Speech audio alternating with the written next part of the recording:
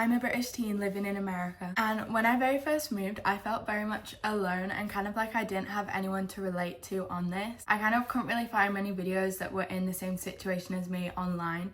So as I've kind of learnt more and lived here longer, that is why I've started posting that sort of content on social media. I just think I wanted to make people feel a little less alone if they're in the same situation. But also I think people just find it really interesting, so that's why I've been sharing. And on my videos on this, I've had so many comments, which thank you so much. I love reading them. I think it's only fair if I respond to a few of them because you guys are literally the reason I'm making these videos. So if anyone has any questions, I'd love to answer them. So yeah, I think that's it. Let's just get right on into answering the questions. Also, I have my iPad right here to read them off, so if I'm looking down or you see it, that's why. Okay, so the first comment was about school uniforms. I think it is my most recent video. I mentioned how I've liked not having a school uniform in America because in my UK life, like school life, the whole time I've had to wear a strict uniform. So like blazer, tie, proper shoes, button-up shirt, everything. So I found it really nice to kind of come to that freedom and just like have choices and be able to wear whatever I want. The school obviously fitting within the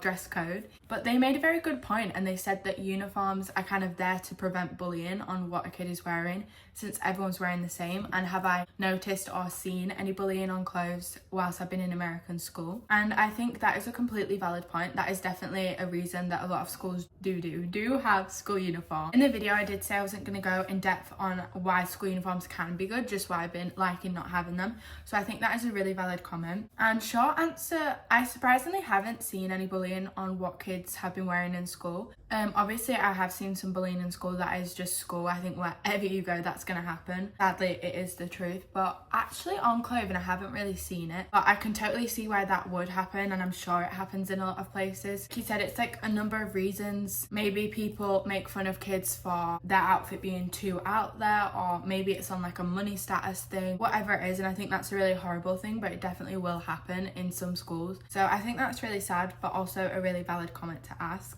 Short answer, I actually personally haven't seen bullying off of clothes in school. Okay, next is someone made a point on my comment on sarcasm. I mentioned how in the UK, I think our humour is very much sarcasm. And like some people have said in the comments who may be from the UK and obviously have experienced it like me, is that honestly when you are friends with someone, the jokes that you make is honestly just taking the mick out of them sometimes, and that is just our humour. So I kind of mentioned moving here, I've had to back off a little bit and learn that that isn't the humour here, and that can be perceived as rude. So I have to be careful with kind of how I make jokes like that and who I make them with. I kind of only make them with my close friends who understand it now. This person said that we get sarcasm, I'm assuming as in people in America. We don't like it because it isn't funny, it's rude and snotty. I think that is exactly why I made this point, because clearly people in America do perceive it as rude and, you know, may take offense to jokes that involve sarcasm. So I think that is completely why I was making the point, and this just proves my point. I think that is definitely a thing to watch out for if you are a Brit moving to America, that they don't take the sarcasm the same, and it's completely valid. You know, it's a completely different country and it's so far away. So just be careful with the jokes you make, because like I also mentioned, I never want anyone to kind of actually feel upset over a joke I make or make them feel like I am taking a mick out of them for real. I think that very much proves that point, that you have to be careful with making sarcastic jokes. Okay, the next one was, when you say pajamas, do you mean sweatpants? So basically, again, in one of the videos I talked about how coming to America and again not having uniform was crazy, but what was even more bizarre to me was people wearing legit pajama bottoms to school, and that just being like the casual attire. I remember like the first day or the first few days when I came in, I was like, oh my gosh, did I miss the memo?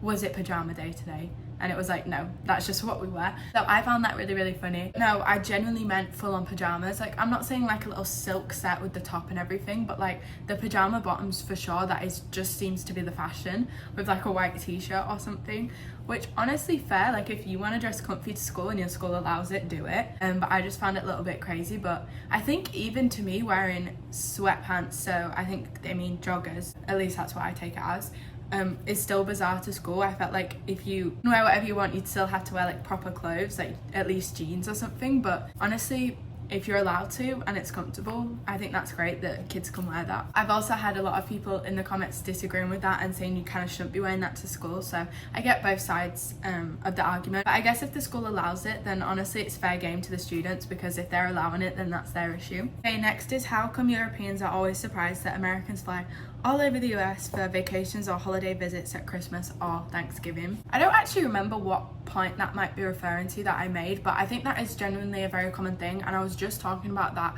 with my parents the other day. Because when I talk to people from America, I'll ask if they visited places outside of America, or often I'll ask Europe, just because obviously that's where I'm from, and that's kind of where I've gone on holiday all the time because it's so close, and they'll always say no. At first I was super shocked. I was like, how are you not leaving America? And a lot of people I know have never even left America. I was like, that's just so bizarre, like what? But honestly, it's completely fair. Like, first of all, a lot of people in Europe, or at least from the UK, have never been to Mexico, never been to America, because it is so far. So it's completely valid that it's the other way around too. I think if you have like a little 1 week vacation, you're not going to want to fly like so many hours and have that huge time change and jet lag and all sorts. So unless you have like a super big block of time, like at least a few weeks, maybe 3, 4, then you're not really going to want to go to a place like that, because by the time you get over the jet lag and everything, you'll be flying back home. I think that's completely valid, and I think the reason people get so shocked about it, at least in the UK, is because we're imagining like only take vacations in the UK and never leave the UK. If you're in a position to take vacations, why would you not leave where you live? But we honestly do forget the fact that America is so huge. Like, the amount of UKs that fit in America, that fit in just, for example, California alone, is bizarre, insane. The size difference is massive. So I think honestly every state is so different, and every state to me is like a different country.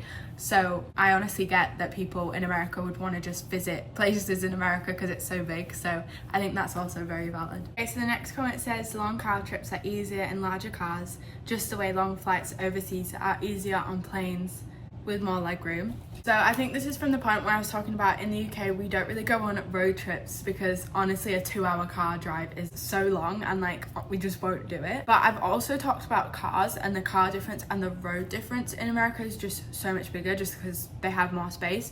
Like, some of my roads back home were literally 1 lane, and you just have to scoot to the side if someone else was coming. And here, like, even the lanes are bigger, the amount of lanes there are, the cars themselves, everything. So I think that is probably a good reason why Americans do go on longer car journeys. First of all, they kind of have to, because everything's so spread out. But second of all, if you do have a long car, that is a completely valid point. You are going to be kind of able to go on a longer car journey, because it's just going to feel a little bit more comfortable if you do have more legroom, if you do have more space. Because in the UK, the cars are generally so small. Like, honestly, some of the cars here wouldn't fit on the lanes back home. So I completely get how you wouldn't want to go, like, I wouldn't want to go back home in my car that we had on like a 6-hour car journey or like a 10-hour car journey, because I barely had any legroom. Then if you have to bring stuff, like, you just won't have the space. So I think that's definitely a reason that it is nicer to go on road trips in America. Okay, this is the last comment I'm going to be answering today, and it's probably my favorite one. It says, how old are you? Maybe 16 or 17 and you still regularly drink Capri Suns or Capri Suns? Lol, that's cute. In the US it's primarily drunk by young children in preschool and elementary school.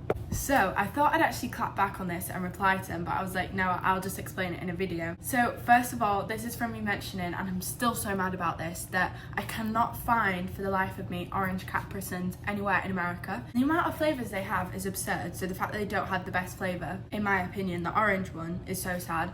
They obviously don't have blackcurrant and apple, but I don't think they're allowed blackcurrant here, or at least they weren't before, so that's probably why. So I understand that one, but the best flavour is orange, and I don't see it anywhere. But I think this is a pretty regular drink to drink back home, because another thing here, the Capri Suns or Capri Suns are only in the small little sachet packs that you would put in a kid's lunchbox.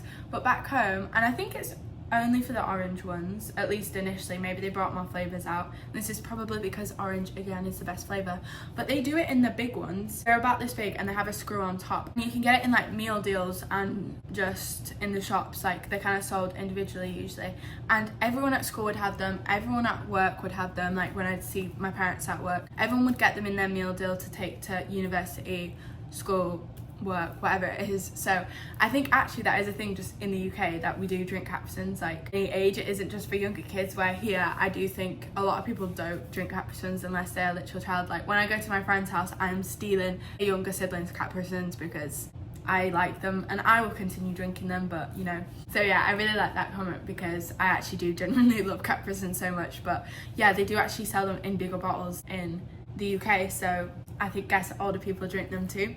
But I thought that was a funny difference. But yeah, that's all I have time for today. I have still so many comments I could reply to, so I'll definitely make more videos like this. If you have any more questions, please let me know, because I love responding to them. And again, I mentioned this in my last video, but I want to mention it again. Thank you so much to all the people that are leaving lovely comments, subscribing, liking the video. I have, since I posted that video, gone up like another 100 subscribers, and we're super close to 1,000, which is insane. I know to some people it's not a lot, but to me that's crazy. I love making these videos, and I've always wanted to get 1,000 subscribers, so that is just so cool to me, and I'm actually so beyond grateful. Just honestly love to talk, ask anyone who knows me, so the fact that even some people are enjoying what I'm talking about or enjoying listening to me just makes my day. So yeah, thank you guys so much, and I hope to see you in my next video.